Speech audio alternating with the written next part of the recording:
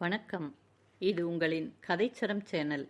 இன்று நாம் காணவிருப்பது கல்கி அவர்களின் சிவகாமியின் சபதம் என்ற நாவலின் 4ஆம் பாகம், சிதைந்த கனவு. அதிகாரம் 16. பௌர்ணமி சந்திரன். இந்த மண்ணுலகம் படைக்கப்பட்ட காலத்திலிருந்து மாதம் ஒரு தடவை பூரணச்சந்திரன் உதயமாகி நீல வானத்தில் ஜொலிக்கும் வைர நட்சத்திரங்களிடையே பவனி சென்று வருகிறது.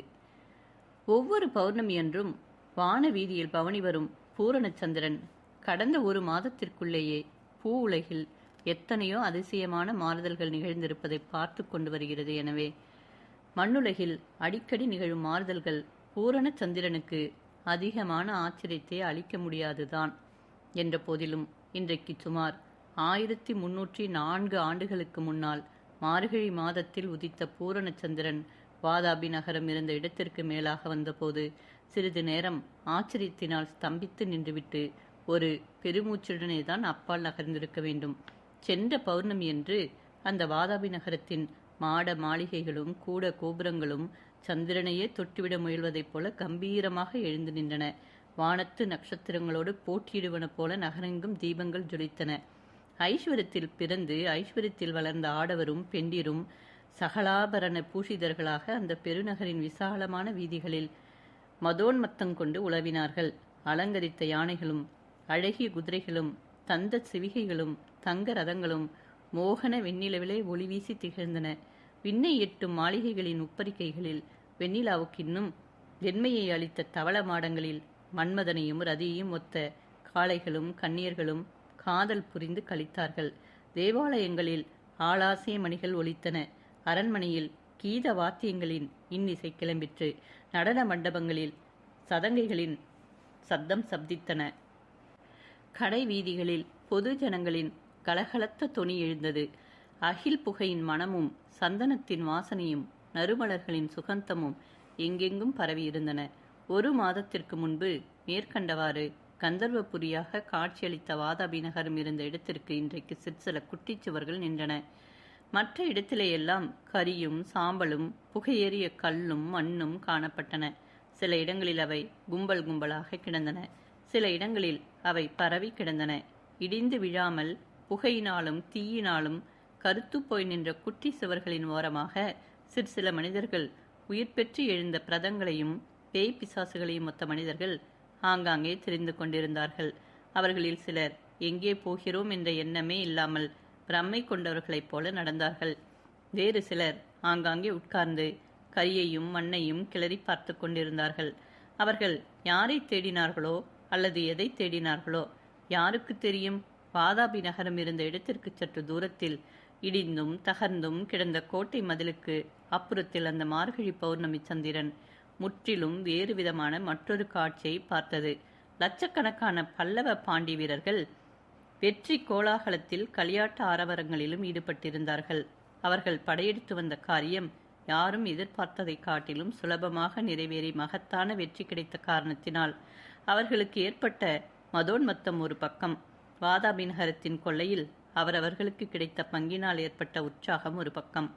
இவற்றோடு கூட இந்த பாழாய்ப்போன மயான பூமியில் அவர்களாலேயே மயானமாக்கப்பட்ட பிரதேசத்தில் இன்னும் ஒரு தினம்தான் இருக்க வேண்டும். அதற்கடுத்த தினம் சொந்த நாட்டுக்கு புறப்படப் போகிறோம் என்ற எண்ணமானது அவர்களுக்கு அளவில்லாத எக்களிப்பை உண்டு பண்ணி இரவெல்லாம் தூக்கமின்றி களியாட்டங்களில் ஈடுபடும்படி செய்திருந்தது. அந்த வெற்றியினால் வீரர்கள் சிலர் ஆடி பாடினார்கள். சிலர் இசைக்கருவிகளிலிருந்து பல வகை அபஸ்வரங்களை கிளப்பினார்கள். சிலர் கும்பலாக உட்கார்ந்து கதை கேட்டார்கள். சிலர் வாதாபி யுத்தத்தில் தாங்கள் செய்த வீர பராக்கிரம செயல்களை பரஸ்பரம் சொல்லி பரிமாறிக் கொண்டிருந்தார்கள். சிலர் மார்கழி மாதத்து குளிரை போக்கிக் கொள்வதற்காக எரிகிற வீடுகளிலிருந்து பிடுங்கிக் கொண்டு வந்த கட்டைகளை போட்டு கொளுத்திக் கொண்டும் தீயை சுற்றி உட்கார்ந்து கொண்டும் குளிர் காய்ந்தார்கள். அநேகர் வாதாபியிலிருந்து அவரவரும் கொள்ளையடித்து கொண்டு வந்திருந்த செல்வங்களை சேர்த்து வைத்துக் கொண்டு ஊதம் காப்பது போல காத்து வந்தார்கள். இப்படி கொள்ளை கொண்ட பொருளை அதி ஜாக்கிரதையாக பாதுகாத்தவர்களுக்குள்ளே சற்று கவனித்து பார்த்தோமானால் நமக்கு தெரிந்த வயோதிக வீரர் ஒருவரை காணலாம். சோழ மன்னர் பரம்பரையைச் சேர்ந்த செம்பியன் வளவன் மங்கையர்க்கரசின் அருமை தந்தைதான் அவர். தாம் காஞ்சியிலிருந்து புறப்பட்டு வந்த பிறகு தமது மகளுக்கு நேர்ந்த அரும் பெரும் பாக்கியத்தை அறியாதவராக அவளுடைய திருமணத்தின் போது ஸ்திரீதனம் கொடுப்பதற்கென்று எரிந்து கொண்டிருந்த வாதாபி நகரிலிருந்து மிக்க பரபரப்புடனும் சுறுசுறுப்புடனும் ஏராளமான முத்துக்கள், மணிகள், ரத்தினங்கள், தங்கம், வெள்ளி ஆபரணங்கள் ஆகியவற்றை எடுத்துக்கொண்டு வந்து சேர்ந்திருந்தார். இவ்விதம் கிழவர் அரும்பாடுபட்டு சேகரித்திருந்த பொருட்களுக்கு ஒரு நாள் ஆபத்து வரும் போல் இருந்தது. இரவு நேரங்களில் சில சமயம் மாமல்லர் தமது சேனா வீரர்கள் தங்கியிருக்கும் இடங்களுக்கு சென்று பார்வையிட்டு சமயோசிதமான பாராட்டு மொழிகள் கூறி உற்சாகப்படுத்திவிட்டு போவது வழக்கம். ஊருக்கு புறப்பட வேண்டிய நேரம் நெருங்கிவிட்டபடியால் சென்ற 4 தினங்களாக சக்கரவர்த்தி தினம்தோறும் இரவு வெகு நேரம் வரையில் வீரர்கள் தங்கியிருந்த இடங்களுக்கு சென்று அவர்களை பார்த்தும் பேசியும் சந்தோஷப்படுத்தி வந்தார். அந்த வெற்றி வீரர்களை தம்முடன் நிரந்தரமாக பந்தப்படுத்திக் கொள்ள வேண்டும் என்ற நோக்கத்தோடு கூட போர்க்களத்திலும் கோட்டை தாக்குதலிலும் அரும் பெரும் வீர செயல்கள் புரிந்தவர்களை நேரில் தெரிந்து கொண்டு அவர்களுக்கு விசேஷ சன்மானம் அளிக்க வேண்டும் என்னும் விருப்பமும் மாமல்லரின் மனதிலே இருந்தது. மேற்சொன்ன நோக்கங்களுடன் மானவன்மன், ஆதித்தவர்மன், சத்ருக்னன் ஆகியவர்கள் பின்தொடர படை வீரர்களை பார்த்து கொண்டு வந்த நரசிம்ம சக்கரவர்த்தி நமது சோழ வம்சத்து வீரக்கிழவரின் அருகில் வந்ததும் சிறிது நின்று அவரை உற்று பார்த்தார். இந்த பெரியவரை நாம் மறந்தே போய்விட்டோமே என்று மெல்ல சொல்லிவிட்டு வெளிப்படையாக, இது என்ன ஐயா, இவ்வளவு பொருட்களை நீர் எப்படி சேர்த்து வைத்துக் கொள்ள துணிந்தீர்? ஒவ்வொருவரும் தம்மால் தூக்கி கொண்டு போகக்கூடிய அளவுதானே வைத்துக் கொள்ளலாம் என்பது நமது கட்டளை என்று கேட்டார். சக்கரவர்த்தி, 100 வீரர்களுடன் வந்தேன். என்னை தவிர அவ்வளவு பேரும் வாதாபி போரில் உயிர் துறந்தார்கள்.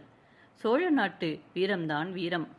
ஆஹா, ஆனால் இதை கேட்பதற்கு நமது சேனாதிபதி இங்கில்லையே என்று சக்கரவர்த்தி அருகில் இருந்தவர்களிடம் சொல்லிவிட்டு, இருக்கட்டும் ஐயா, 100 வீரர்களும் போரில் இறந்திருந்தால் வீர சொர்க்கத்திற்கு போய் சேர்ந்திருப்பார்கள். அவர்களுக்கு இந்த பொருளினால் ஒரு பயனும் இல்லையே என்றார். பல்லவேந்திரா, எனது ஏக புதல்விக்கு திருமணம் செய்து கொடுக்க வேண்டும்.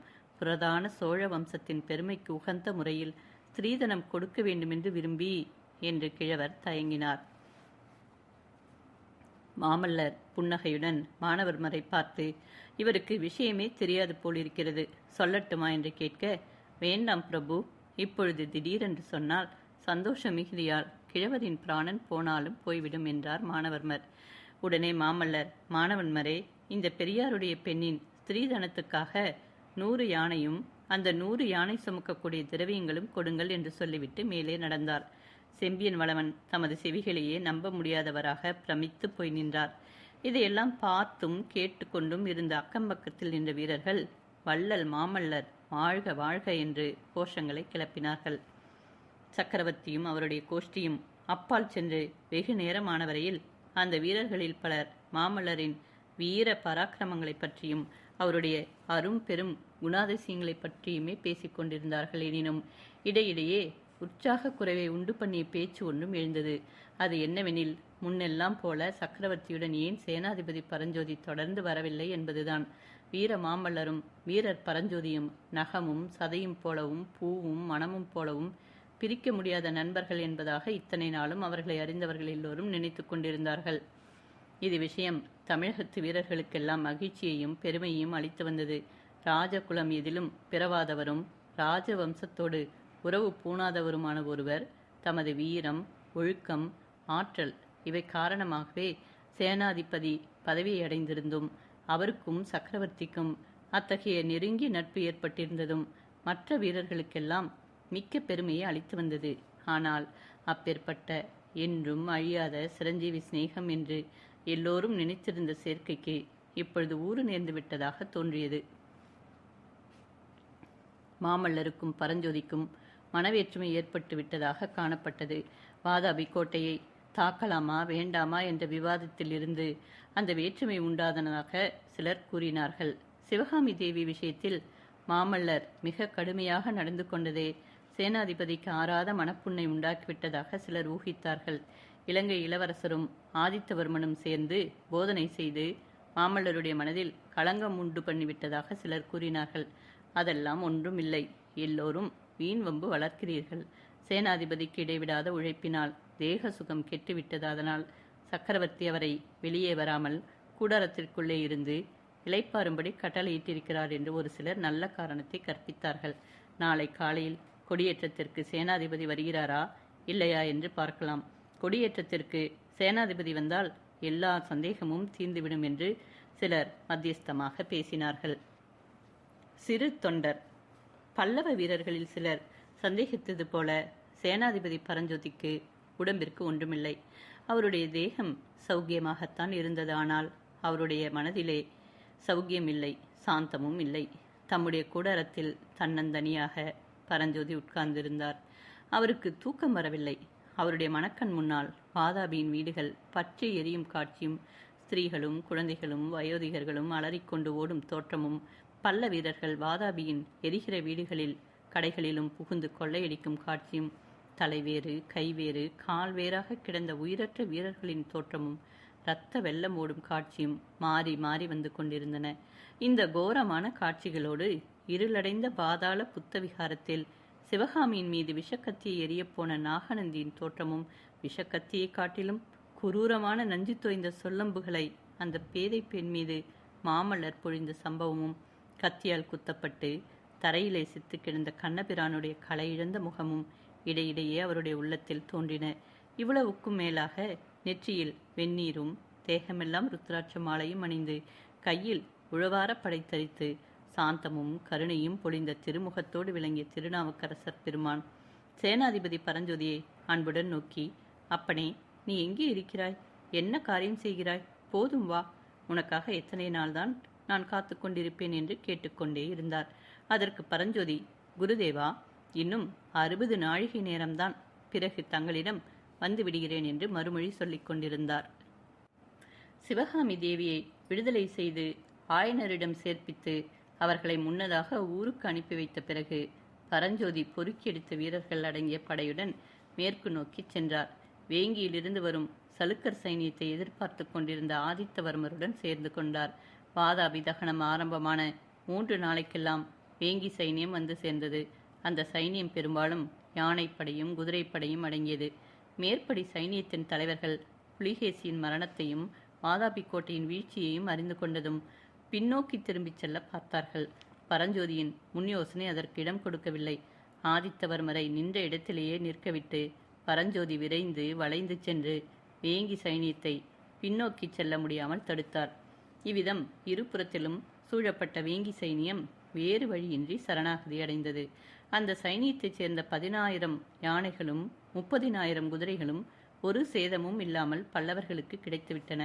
இந்த மாபெரும் காணிக்கையை மாமல்லரிடம் ஒப்புவித்ததும் பரஞ்சோதியார் தம்மை சேனாதிபதி பதவியிலிருந்து விடுதலை செய்யும்படி கேட்டுக்கொண்டார். இத்தனை காலமும் ராஜ்ய சேவை செய்தாகிவிட்டதென்றும் இனிமேல் சிவபெருமானுக்கு அடிமை பூண்டு சிவனடியார்களுக்கு தொண்டு செய்து வாழ்க்கை நடத்த விரும்புவதாகவும் தெரிவித்துக் கொண்டார். மேற்படி வேண்டுகோள் மாமல்லருக்கு அதிகமான ஆச்சரியத்தை அளிக்கவில்லை. சென்ற சில காலமாகவே பரஞ்சோதியின் மனப்போக்கு மாறி வைராக்கியம் அடைந்து வருவதை மாமல்லர் கவனித்து வந்தார். எனவே அவருடைய வேண்டுகோளை மறுக்காமல், சேனாதிபதி, தங்கள் இஷ்டப்படியே ஆகட்டுமானால் எரிந்து அழிந்த வாதாபியின் மத்தியில் நமது சிங்கக்கொடியை ஏற்றும் வைபவத்தை மட்டும் நடத்திவிடுங்கள், அப்புறம் விடை தருகிறேன் என்று கூறியிருந்தார். மேற்படி கொடியேற்று விழா மறுநாள் சூரியோதயத்தில் நடைபெறுவதாக இருந்தது. இதனாலேதான் பரஞ்சோதி இன்னும் ஒரே ஒரு நாள் என்று ஜபம் செய்து கொண்டிருந்தார். மறுதினம் காலையில் உதித்த சூரிய பகவான் சில நாளைக்கு முன்பு வாதாபி நகரம் இருந்த இடத்தில், நேற்றெல்லாம் சாம்பலும் கரியும் கும்பல் கும்பலாக கிடந்த இடத்தில் கண்ணை கவரும் அதிசயமான காட்சி ஒன்றை கண்டார். பல்லவ பாண்டிய சேன வீரர்கள் வாளும் வேலும் ஏந்தி வரிசை வரிசையாக அணிவகுத்து நின்றார்கள். அவர்களுக்கு பின்னால் அழகாக அலங்கரிக்கப்பட்ட போர் யானைகளும் புறவிகளும் நிறை நிறையாக கண்ணு கெட்டிய தூரம் நின்றன. இந்த சேனா சமுத்திரத்திற்கு மத்தியில் அலை கடலுக்கு நடுவே தோன்றும் கப்பலின் கூம்பை போல ஒரு புத்தம் புதிய சிற்ப வேலைப்பாடு அமைந்த ஜெயஸ்தம்பம் கம்பீரமாக நின்றது. லட்சக்கணக்கான வீரர்கள் அவ்விடத்தில் கூடியிருந்த போதிலும் கப்சிப் என்ற நிசப்தம் குடிக்கொண்டிருந்தது. சிறிது நேரத்திற்கெல்லாம் கூட்டத்தின் ஒரு முனையில் கலகலப்பு உண்டாயிற்று. பேரிக்கைகள் அதிர்ந்தன, எக்காலங்கள் முழங்கின. சக்கரவர்த்தியின் வருகைக்கு அறிகுறியான மேற்படி வாத்திய கோஷத்தை கேட்டதும் அந்த லட்சக்கணக்கான வீரர்களின் கண்டங்களில் இருந்து ஏக காலத்தில் வாதாபி கொண்ட மாமல்ல சக்கரவர்த்தி வாழ்க என்ற கோஷம் கிளம்பி மேலே வானமண்டலம் வரை சென்று நாலா திசைகளிலும் பரவி படர்ந்து எங்கெங்கும் எதிரொலியை உண்டாக்கியது. சேனாதிபதி பரஞ்சோதி இலங்கை இளவரசர் மானவர்மர், வேங்கி அரசர் ஆதித்தவர்மன் முதலியவர்கள் பின்தொடர, மாமல்ல சக்கரவர்த்தி ஜெயஸ்தம்பத்தின் அடியில் வந்து நின்றவுடனே மறுபடியும் ஒரு தடவை ஜெயகோஷம் கிளம்பி 8 திக்குகளையும் கிடுகிடுக்கச் செய்தது. சப்தம் அடங்கியதும் மாமல்லர் சுற்றிலும் நின்றவர்களை பார்த்து சில விஷயங்களை கூறினார். தாமும் பரஞ்சோதியும் 9 வருஷத்திற்கு முன்னால் மாறுவேடம் பூண்டு அவர்கள் இப்பொழுது நிற்கும் இந்த இடத்திற்கு வந்திருந்ததையும், அச்சமயம் அங்கு வேறொரு ஜெயஸ்தம்பம் நின்றதையும், அதில் புலிகேசி மகேந்திர பல்லவரை முறியடித்தது பற்றிய பொய்யான விவரம் எழுதியிருந்ததையும், அந்த ஜெயஸ்தம்பத்தை பெயர்த்து எறிந்து அதன் இடத்தில் பல்லவ ஜெயஸ்தம்பத்தை நிலைநாட்டுவதென்று தாமும் சேனாதிபதியும் சபதம் செய்ததையும், அந்த சபதம் இன்று நிறைவேறிவிட்டதையும் குறிப்பிட்டு, இந்த மாபெரும் வெற்றிக்கெல்லாம் முக்கிய காரண புருஷரான சேனாதிபதி பரஞ்சோதிதான் அந்த ஜெயஸ்தம்பத்தின் பல்லவ சைனியத்தின் வெற்றி கொடியை ஏற்றுவதற்கு உரிமையுடையவர் என்று கூறி முடித்தார். சக்கரவர்த்திக்கும் சேனாதிபதிக்கும் ஏதாவது மனவேற்றுமை ஏற்பட்டிருக்கிறதோ என்பது பற்றி பல்லவ வீரர்களிடையில் சந்தேகம் ஏற்பட்டிருந்ததை பார்த்தோம் அல்லவா? எனவே இப்பொழுது ஜெயஸ்தம்பத்தின் அருகில் சக்கரவர்த்தியும் சேனாதிபதியும் சேர்ந்து நிற்பதை பார்த்ததுமே அவ்வீரர்களுக்கு மிகுந்த உற்சாகம் ஏற்பட்டது. சேனாதிபதியை பற்றி சக்கரவர்த்தி கூறியதை அருகிலே நின்று நன்றாய் கேட்டவர்களும், தூரத்திலே நின்று அரைகுறையாக கேட்டவர்களும் கூட அளவற்ற மகிழ்ச்சி அடைந்து ஆரவாரம் செய்தார்கள். சேனாதிபதி புதிய ஜெயஸ்தம்பத்தின் மீது பல்லவ சிம்மக்கொடியை உயர்த்திய பொழுது சேனா வீரர்களின் குதூகலம் வரம்பு கடந்து பொங்கி ஜெயகோஷமாகவும் வாழ்த்துறைகளாகவும் வெளியாயிற்று. பேரிகை முழக்கங்களும் வாத்திய கோஷங்களும் லட்சக்கணக்கான கண்டங்களிலிருந்து கிளம்பிய ஜெயத்வனிகளும் அவற்றின் பிரதித்வனிகளுமாகச் சேர்ந்து சிறிது நேரம் காது செவிடுபடச் செய்தன. சப்தம் அடங்கும் வரையில் பொறுத்திருந்த மாமல்லர் கடைசியாக அன்று அவ்வீரர்களிடம் விடைபெறுவதற்கு முன் வருத்தமான விஷயத்தை தாம் தெரிவிக்க வேண்டியிருக்கிறது என்று பூர்வ பீடிகையுடன் ஆரம்பித்து, இத்தனை காலம் தம்முடன் இருந்து இரவு பகல் சேவை புரிந்து இந்த மகத்தான வெற்றியை பெற்றுக் கொடுத்த பரஞ்சோதியார் இப்பொழுது தம்மிடம் விடுதலை கேட்கிறார் என்றும், அவருடைய உள்ளம் சிவபக்தியில் ஈடுபட்டிருக்கிறது என்றும், சிவனடியாரை சேனை தலைவராக வைத்திருப்பது பெரும் குற்றமாகும் என்றும், ஆகையால் அவருக்கு விடுதலை கொடுத்துவிட தாம் சம்மதித்து விட்டதாகவும், நாளை காலையில் அவர் தம்மையும் பல்லவ சைனியத்தையும் பிரிந்து தனி வழியே தீர்த்த யாத்திரை செல்கிறார் என்றும், வீரர்கள் எல்லோரும் உற்சாகமாக அவருக்கு விடை கொடுத்து அனுப்ப வேண்டும் என்றும் தெரிவித்தார். தாம் தெரிவித்த விஷயம் அவ்வளவாக அந்த வீரர் கூட்டத்தில் உற்சாகம் உண்டு பண்ணவில்லை என்பதையும் கண்டார். எல்லையற்ற மௌனம் அந்த பெரும் கூட்டத்தில் அப்பொழுது குடிக்கொண்டிருந்தது. அடுத்த நிமிஷம் ஆஜானுபாகுவாக நெடிதுயர்ந்த மாமல்ல சக்கரவர்த்தி தம்மை விட குட்டையான சேனாதிபதி பரஞ்சோதியை மார்புற தழுவிக்கொண்ட போது மீண்டும் அந்த சேனா சமுத்திரத்தில் கோலாகலத்வனிகள் எழுந்தன. அன்றைக்கெல்லாம் மாமல்லர் பல்லவ பாண்டி வீரர்களுக்கும் படைத்தலைவர்களுக்கும் பரிசுகள் வழங்குவதில் ஈடுபட்டிருந்தார். வாதாபி எரியத் தொடங்கிய நாளிலிருந்து பல்லவ சைனியத்துடன் வந்திருந்த 100 பொற்கொள்ளர்கள் 1000 வீரர்களின் உதவியுடன் தங்கத்தை உருக்கி புதிய சிங்க முத்திரை போட்ட பொற்காசுகள் தயாரிப்பதில் ஈடுபட்டிருந்தார்கள். வாதாபி அரண்மனைகளிலிருந்தும் சலுக்க சாம்ராஜ்ய பொக்கிஷங்களிலிருந்தும் கைப்பற்றிய ஏராளமான தங்கக்கட்டிகளையும் பொன்னாபரணங்களையும் பெரிய கொப்பரைகளில் போட்டு பிரம்மாண்டமான அடுப்புகளில் தீ மூட்டி உருக்கினார்கள். உருக்கிய பொன்னை நாணய வார்ப்படத்துக்காக அமைக்கப்பட்ட அச்சுகளில் ஊற்றி எடுத்து லட்ச லட்சமாக கழஞ்சு நாணயங்களை செய்து குவித்துக் கொண்டிருந்தார்கள். ஒவ்வொரு பல்லவ பாண்டிய வீரனுக்கும் அவனவன் தானே சேகரித்து கொண்ட செயல்வத்தை தவிர தலைக்கு 10 பொற்கழஞ்சுகள் அளிக்கப்பட்டன. போர் வீரர்களுக்கு மேற்கண்டவாறு பரிசு அளித்த பிறகு படைத்தலைவர்களுக்கும் சிறந்த வீர செயல்கள் புரிந்தவர்களுக்கும் விசேஷ பரிசுகள் அளிக்கப்பட்டன. யானைகளும் குதிரைகளும் சுமக்கக்கூடிய அளவு செல்வங்களும் பகிர்ந்து கொடுக்கப்பட்டன. துங்கபத்திரைக்கும் கிருஷ்ணை நதிக்கும் அப்பால் பல்லவ ஆதிக்கத்திற்குட்பட்ட விஸ்தாரமான பிரதேசங்கள் எல்லாம் வேங்கியை தலைநகரமாக கொண்டு சர்வாதிகாரத்துடன் ஆளும்படியாக ஆதித்தவர்மன் நியமிக்கப்பட்டார். இலங்கை இளவரசன் மானவர்மருக்கு தக்க வெகுமதி அளிப்பது பற்றி மாமல்லர் யோசித்த பொழுது, பிரபு, என் தந்தை வீற்றிருந்து அரசாண்ட இலங்கை சிம்மாசனம்தான் நான் வேண்டும் பரிசு, வேறு எதுவும் வேண்டாம் என்றார் மானவர்மர். கடைசியில் மாமல்லர் பரஞ்சுதியை பார்த்து கூறினார், நண்பரே, இந்த மகத்தான வெற்றி முழுவதும் தங்களுடையது. எனவே இந்த வெற்றியின் மூலம் கிடைத்த அளவில்லாத செல்வங்களும் உங்களுடையவைதான். 30,000 யானைகள், 60,000 குதிரைகள், காஞ்சி அரண்கள் எல்லாம் கொள்ளாத அளவு நவரத்தினங்கள், அளவிட முடியாத தங்கம், வெள்ளி ஆபரணங்கள், இவையெல்லாம் நமக்கு இந்த போரிலே லாபமாக கிடைத்திருக்கின்றன. இவற்றில் ஒரு பகுதியையாவது தாங்கள் கட்டாயம் எடுத்துக்கொள்ள வேண்டும். 5000 யானைகளும் 10000 குதிரைகளும் அவை சுமக்கக்கூடிய செல்வங்களும் தங்களுக்கு அளிப்பதென்று எண்ணியிருக்கிறேன். மாமல்லரை மேலே பேச விடாதபடி தடுத்து பரஞ்சோதி கூறினார். பல்லவேந்திரா, மன்னிக்க வேண்டும். தங்களிடம் நான் கோருவது முக்கியமாக தங்களுடைய தங்கமான இருதயத்தில் என்றைக்கும் ஒரு சிறு இடம்தான். அதற்கு மேலே நான் கோருகிற பரிசு ஒன்றே ஒன்று இருக்கிறது. அதுவும் வாதாபி கோட்டையிலிருந்து கொண்டு வரப்பட்ட பொருளேதான். ஆஹா, அது என்ன அதிசய பொருள் என்று மாமல்லர் வியப்புடன் கேட்டார். அந்த பொருள் இதோ வரும் மூடு பல்லக்கில் இருக்கிறது என்று பரஞ்சோதி கூறியதும் 4 வீரர்கள் ஒரு மூடு பல்லக்கை கொண்டு வந்து இறக்கினார்கள். பல்லக்கை திறந்ததும் அதற்குள்ளே நாம் ஏற்கனவே பார்த்த விநாயக விக்கிரகம் இருந்தது. வாதாபி கோட்டை வாசலில் இருந்த அந்த விக்கிரகத்திற்கு தாம் பிரார்த்தனை செய்து கொண்டதை பற்றி பரஞ்சோதி கூறி அதை தம்முடன் கொண்டு போய் தாம் பிறந்து வளர்ந்த செங்காட்டங்குடி கிராமத்தில் பிரதிஷ்டை செய்ய விரும்புவதாகவும் தெரிவித்தார். மேற்படி விக்கிரகத்தை தவிர வாதாபி நகரத்திலிருந்து கவரப்பட்ட வேறெந்த பொருளும் தமக்கு வேண்டியதில்லை என்று பரஞ்சோதி கண்டிப்பாக மறுத்துவிட்டார். வேறு வழியின்றி மாமல்லர் பரஞ்சோதியின் விருப்பத்திற்கு இணங்க வேண்டியதாக இருந்தது. பரஞ்சோதி ஸ்தல யாத்திரை செல்லும் பொழுது 2 யானை, 12 குதிரை, 100 காலாட் வீரர்கள் ஆகிய பரிவாரங்கள் மட்டும் உடனழைத்துச் செல்ல வேண்டும் என்று மாமல்லர் பிடிவாதம் பிடித்து தமது நண்பரை இணங்கும்படி செய்தார். மறுநாள் மத்தியானம் மாமல்லரும் பல்லவ சைனியமும் அவர்கள் வந்த வழியே காஞ்சியை திரும்பிச் செல்ல புறப்படுவதாக திட்டமாகி இருந்தது. பரஞ்சோதியார் துங்கபத்திரை கரையோடு சென்று ஸ்ரீசைலம் முதலிய கஷேத்திரங்களை தரிசித்துவிட்டு வருவதாக அன்று காலையிலேயே தமது சிறு பரிவாரத்துடன் புறப்பட்டார். புறப்படுவதற்கு முன்னால் மாமல்லரிடம் கடைசியாக விடை பெற்றுக் கொள்வதற்காக சக்கரவர்த்தியின் கூடாரத்திற்கு பரஞ்சோதி வந்தபொழுது பல்லவ பாண்டிய வீரர்கள் தங்களுடைய கட்டுப்பாட்டை எல்லாம் மறந்து அங்கே கூட்டம் கூடிவிட்டார்கள். பரஞ்சோதியின் புதிய தோற்றம் அவர்களை சிறிது நேரம் திகைப்படைய செய்தது. கத்தி, கேடயம், வாள், வேல், தலைப்பாகை, கவசம், அங்கி இவற்றையெல்லாம் களைந்தெறித்துவிட்டு பரஞ்சோதி நெற்றியில் வெந்நீர் தரித்து தலையிலும் கழுத்திலும் ருத்ராட்சம் அணிந்து பழுத்த சிவபக்தரின் தோற்றத்தில் விளங்கினார். அவருடைய திருமுகம் நேற்று வரை இல்லாத பொலிவுடன் சுடர்விட்டு பிரகாசித்தது.